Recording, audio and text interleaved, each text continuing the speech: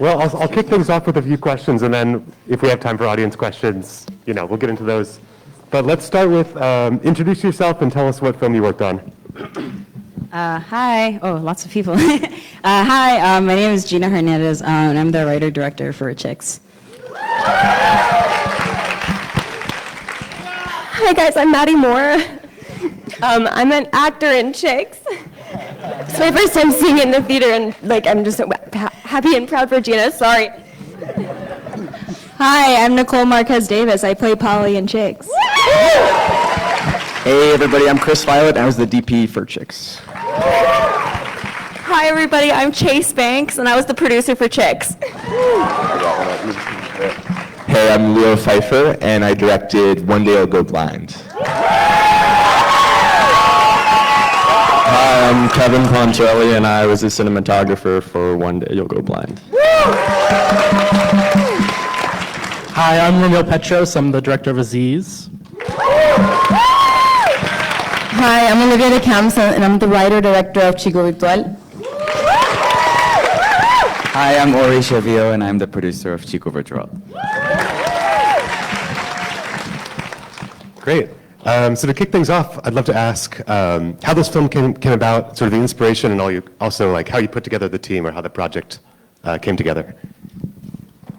Hey, so this movie, I'm sure there's many questions as to the conception of it, but for me, a big thing is I love genre, and I think that there's conventions that are put into what a chick flick is, what a horror is, what a teen comedy is, and I kind of wanted just to take those conventions and sort of make a movie that kind of just kind of subverts what you think is going to happen. Because when a shy girl, that clearly looks different from these very feminine, very popular girls goes over to their house, if it's a teen comedy, they're gonna embarrass her or give her a makeover.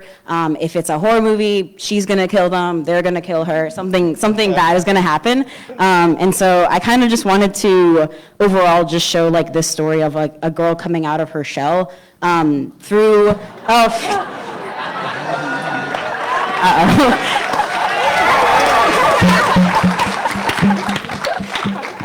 okay, if I just need to make more chicken puns, then this night might go. No, but it's just a story about a girl basically coming out of her shyness, seeing these women that are very unapologetically themselves, being girly, being feminine, which is often, viewed as weak or indifferent, and kind of just making that an uplifting story about sisterhood. And there also happens to be a chicken cult in it too. And the team, Chase and Chris, we went to Florida State University together. This is our first short outside of school, and these two I'm just so happy that I came across them. They're just fantastic.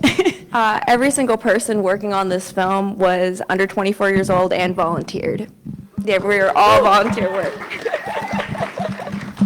And also have to shout out that Gina led an entirely diverse, women-led crew and cast. This was all made in just one of the most inclusive and incredible ways. It was an amazing set experience, and I'm so happy that the final cut is as good as the set experience was. So. Yeah, Chicks came to us via Backstage. So shout out to Backstage, not sponsored by Backstage. But as an actor, it was really incredible to just audition for the piece. We all have our little origin story of how we happened across it, but it finishes with it changed a lot of our lives. And it's so wonderful to be part of a project you can believe in, that you can find sisterhood in. We're actually all quite friends, and the joke between Gina and myself is that I'm her imaginary friend that she just procured out of the ether, and I feel like that's the beauty of filmmaking, right? You create these characters and you find the right match, and you fall in love with them. And I'm so in love with the team that I found, because they are my friends. So real quick, I've been shooting Gina's films for a few years now, since film school, and I think, we actually talked about this earlier, I think not last September, it was September 2020, she sent me a text with the concept, because she is the mastermind behind this film, and I think I just said something like, all right, that sounds pretty weird, but all right, let's do it. Well, it's such an honor to be up here with all you guys. These were such incredible films. This film came about, I'm always kind of on the hunt for amazing real-life stories that are focused on a person who's gone through a journey that you can tell in a way that will feel like a narrative film. I'm always kind of going after this idea that if the audience can almost forget that they're watching a documentary, then we've succeeded. So I came across Justin's story, yeah. So, you know, I came across Justin's story in a magazine article, and I was just like blown away. We got on a call, we talked for like 3 hours, and we jumped off from there. I basically just called up all my friends, and I was like, so good news, amazing project. Bad news, there's no money to pay you, but I think we kind of made this awesome creative family doing it. The crew was 3 to 4 people, depending on the day. It was me, Kevin, our producer, and our Steadicam op. Our producer was also running sound. I was like director/PA. So it was just like a really kind of magical process to put this thing together. Yeah, I'd just like to thank you, Leo, for bringing me onto this. When you sent me a text message that you wanted to hop on a call, you know, I gave you a ring back later, like that night or something, and you pitched it to me, and immediately I was down for it. You know, it was one of those projects that hit so close to home. I grew up skateboarding too, and had a series of injuries that prevented me from continuing skateboarding, and so I got to go back to my roots of filming skateboarding, just in a little bit of a different way, and had a lot of fun.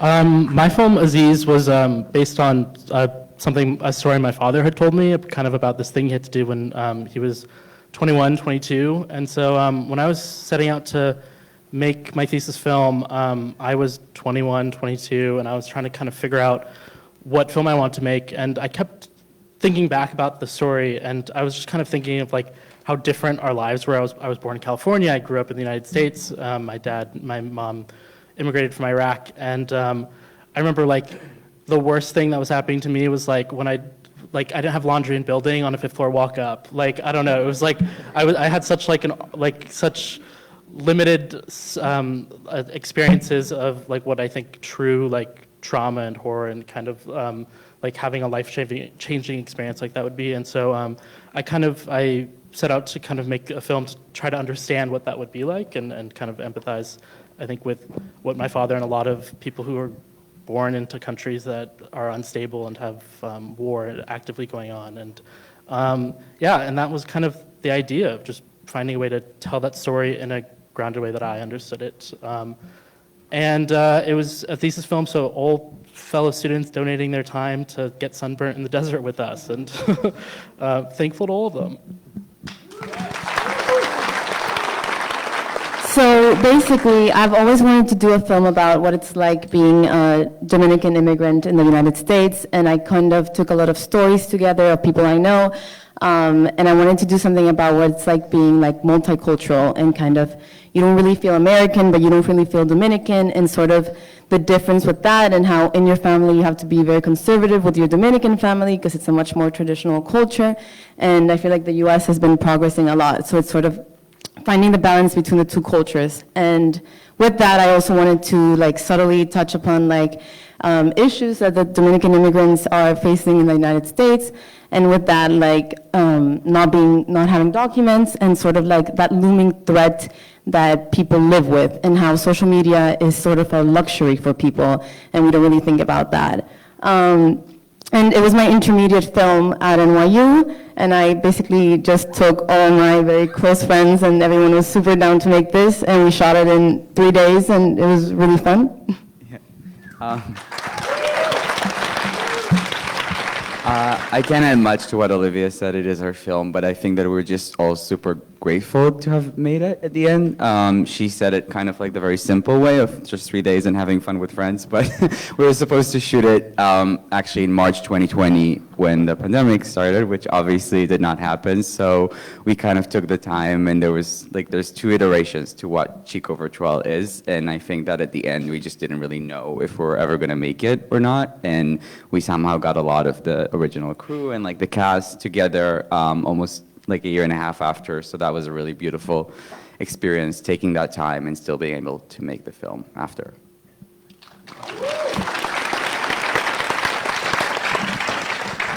Okay, thanks. Yeah, well, let's open up to audience questions. If you have a question, just raise your hand, and I will repeat it on mic too so that people can hear it. Oh, interesting. The question was, if there's one person who's not in the theater who you wish could see the film, who would that person be? I'll just hold on to this mic if you guys don't mind passing that one down. Regretting my first place placement here. No. It's cool. I guess this movie for me is a strange catharsis in the way that the end is, where I don't think I've made anything this weird before, especially coming outside of film school. Like, I don't know, I think a lot of it was just like, oh, like we're stuck at home for so long, and so, you know, I was just like, oh, I want to make something that's like an audience movie, and so I guess like maybe 2020 me, when I was living with my parents and being like, oh man, what am I going to do?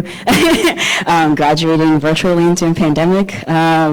But yeah, either 2020 me or, you know, maybe this person's in the theater, just someone that loves genre or weird shit and is like, hey, I want to make something weird, because I feel like I was only empowered to tell a story weird like this, and I only want to make things that are weirder now, or more bold, I guess, just to, yeah, anyone that's kind of like shy with their filmmaking voice, I feel like I'm starting to kind of find it. And so if anyone else feels like that's where they are on their journey, hope you're in the theater.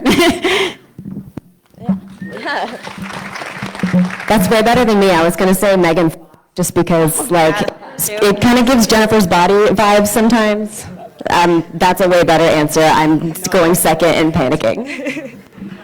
I would actually say my grandpa, because this is the first time I put Marquez Davis as my stage name for something that's premiered. And I did that in honor of my Filipino roots. And shout out to Gina, who completely changed the ethnicity of the character in honor of myself as an actor, which, by the way, filmmakers, is possible, and we really love it. It makes it really, really wonderful for us to know that it's not limited, like your storyline, we can still serve it. And Gina, let me serve it nice and hot and fresh and snotty to you. So definitely my grandpa.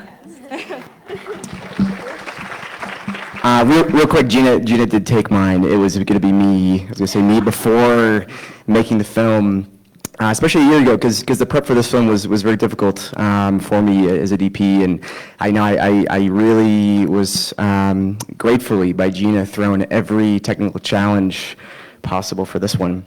And it was really tough, but seeing this here and seeing you all here and seeing this lovely team here with me makes it all worth it. So thank you.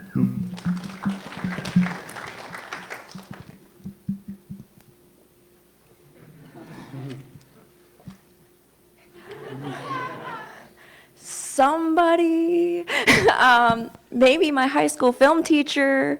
That would have been interesting. That would be a cool view.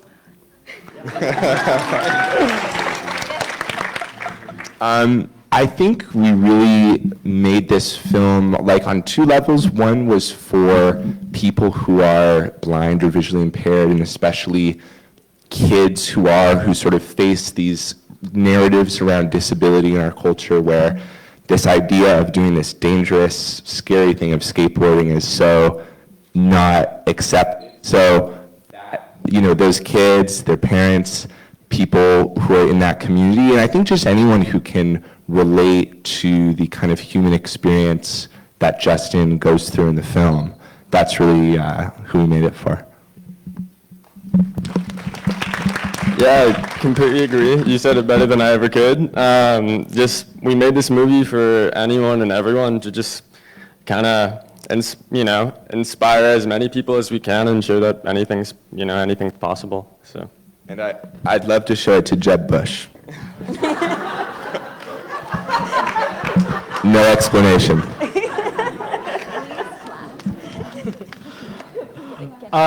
Yeah, I would love to show the film to, I mean, the film is about a squad of 3 friends, and obviously one of them didn't survive, and my dad's the other one, and the third friend, they kind of lost touch they all left the Middle East pre-Facebook days, and so they had no way of getting in contact with each other, and they don't know where they ended up, so I'd love for that third friend to find out. And also an agent or a manager who wants to sign me. I'd love him to see that.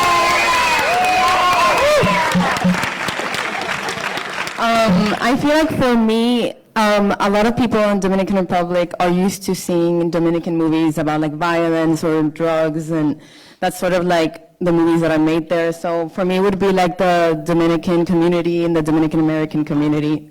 Yeah.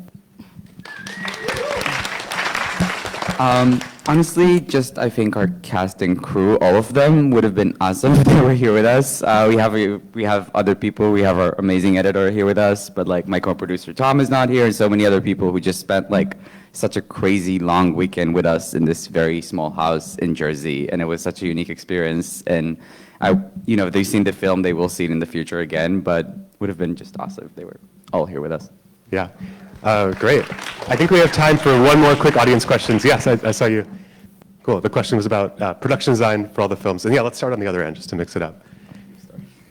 Yeah, so basically, I really wanted it to look like a traditional Dominican house, and I wanted the upstairs part, which was Javier's bedroom, to look like a Gen Z TikToker's room and sort of show the contrast between how a traditional Dominican house would look with like the American sort of Gen Z neon vibe. And I worked with our production designer, Sophia, who's amazing, and we kind of came up with a color palette that would sort of show that juxtaposition. Yeah, I worked with a phenomenal production designer, Jack Dobbins, if you're ever looking for one, who did a fantastic job on my film, like building like military checkpoints and like doing tons of research. And like somehow they were a team of like literally 3 people at our gas station. They had to repaint it because it got graffiti. Like they were just running around and making things look like the Middle East. And then obviously the big thing was location scouting. We did like a 3-state road trip, just like hitting spots we saw on Google Maps, and like we ended up in Bombay Beach. Showed up in a random spot and asked a stranger if they had any suggestions, and they're like, check out Bombay Beach maybe, and we just drove 8 hours and showed up there, and then so once we kind of found the physical location, all exteriors, so that's the win there. Yeah, I think it's amazing. The aesthetic and storytelling goal of this film was really to bring like the narrative mindset to the documentary. So, the way that we lit certain scenes or shaped natural light, the way that we, shot like anamorphically, the way that we cut it together and sort of crafted certain moments to intercut with more of our verite moments, was super intentional to really go on the character's journey and sort of throw out the like traditional documentary rule book and just focus on what's the best way to approach the craft for this to like reach our subject's emotional truth. So that, aesthetically, storytelling, edit, like that was sort of how we approached those decisions in this film.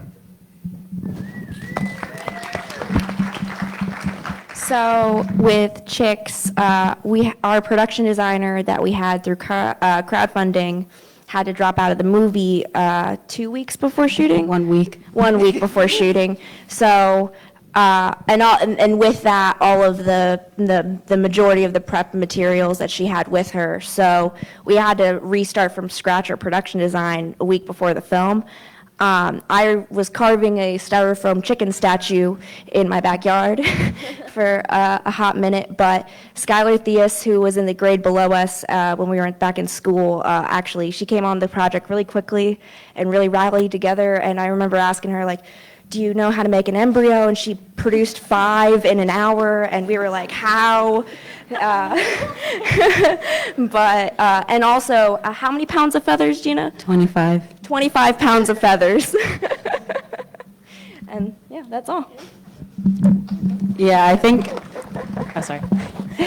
Yeah, building off that, I think conceptually, it was very much production design was probably one of the first things that I usually think about when coming up with ideas. And I just wanted the first half to feel like this bubblegum pink, very hyper feminine, stereotypical, what you think girls do at sleepover kind of thing. Hee hee, pillow fight, like all of that, like very, like kind of taking that and then having this like, sort of appearance that, seems very feminine, seems very fun, but, there's something mischievous underneath that, whereas the end is supposed to feel very primal, very chaotic, very kind of just, in touch with your id, just kind of fully guttural. And so, a lot of that was kind of just like the second half feeling like this looks really terrifying and gross and I don't know what I'm watching, but also underneath that, an inverse of the beginning where it's actually not scary and it's actually, just trying to empower her. Yeah, that's great. Well, I think we have to wrap up the Q&A, sadly, but please try to find these wonderful filmmakers later and ask them more questions if you have them. Yeah, one more time, let's give it up for the filmmakers. Yeah, thanks so much, guys. You can just, yeah, talk to them. Thank you.